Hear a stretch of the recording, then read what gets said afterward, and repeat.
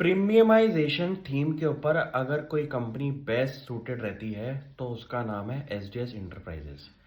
Company ने automobile space के अंदर अपनी नीश कैटेगरी के अंदर ऐसी कमांडेबल पोजीशन बना ली है जहां पे आपने नोटिस किया होगा जितनी भी गाड़ियां आज की डेट में आप नोटिस करते हैं जिनके इंटीरियर्स के अंदर आपने क्रोम फिटिंग देखी होगी और आपने हल्की सी भी छोटी छोटी चीज़ें अगर देखी है एक्सेसरीज के अंदर, वो हो सकता है कि एसडीएस एंटरप्राइजेस का प्रोडक्ट ऑफरिंग हो।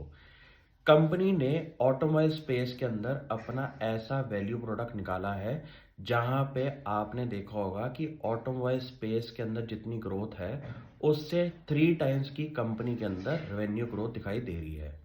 ऐसा करने से आपको इतना पता चल जाता है कि आपने जो कंपनी की इंडस्ट्री पकड़ी है वहां पे कंपनी आउट परफॉर्मेंस दिखा रही है पिछले कुछ क्वार्टर से। ये तो होगी कंपनी की थीम पे जो मैंने कंपनी को आइडेंटिफाई किया। सेकंड चीज होगी कंपनी के 9 मंथ रिजल्ट्स में आपने नोटिस किया होगा कि 35% का ग्रोथ आया रेवेन्यू के अंदर।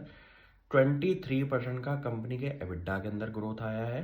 कंपनी के एबिडा मार्जिन 24-25% के हैं और कंपनी का पैट मार्जिन है अराउंड 12-13% का। प्रॉब्लम कंपनी में यहाँ पे आ रही है कि आपने नोटिस किया होगा कि कंपनी का share price all time high से अराउंड 10-15% के अभी भी डिक्लाइन पे है, इतनी बढ़िया चीज़ें करने के बावजूद।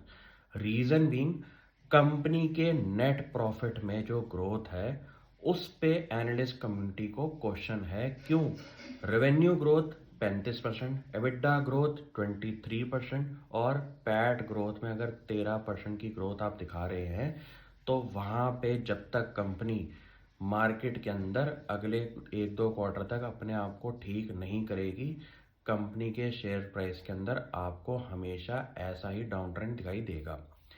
ये बात होगी कंपनी के फाइनेंशियल्स के अंदर। और अब थोड़ी सी बात करते हैं कि ये आफ्टर इफेक्ट्स कब जाके ठीक होंगे।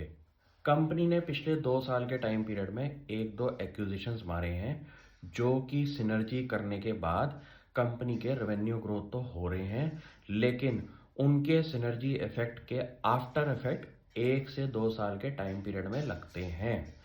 इसके बाद कंपनी अपने वापस रंग रूप पे आ जाएगी और मुझे लगता है जैसे ही इस पार्ट पे कंपनी ने अपना काम करना शुरू कर दिया वापस स्टॉक आपको बढ़िया लेवल पे दिखाई देगा। ज़रूरी नहीं होता कि आपका हर स्टॉक आइडेंटिफिकेशन के अंदर ऐसे ही परफॉर्म करे जैसे आप चाहते हैं।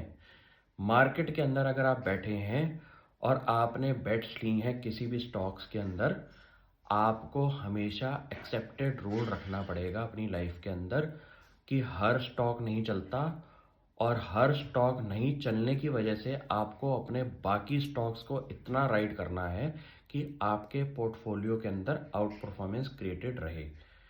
ये सिंपल रूल और जनरल एक्सेप्टेंस आप रखेंगे कि आपका स्टॉक नहीं भी चल सकता लेकिन बाकी स्टॉक्स चलने चाहिए बढ़िया लेवल पे, तभी आप मार्केट में लंबे टाइम के लिए रह सकते हैं। रिस्क मैनेजमेंट इसको कहते हैं, इस पे तवज्जो दीजिए। स्टॉक सिलेक्शन के ऊपर का नंबर बनता है रिस्क मैनेजमेंट।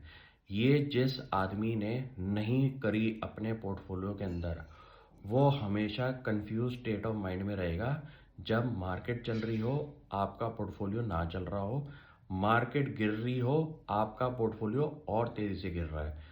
ये कैलकुलेशन पे शुरू कर दीजिए, राइट टाइम है। Thank you.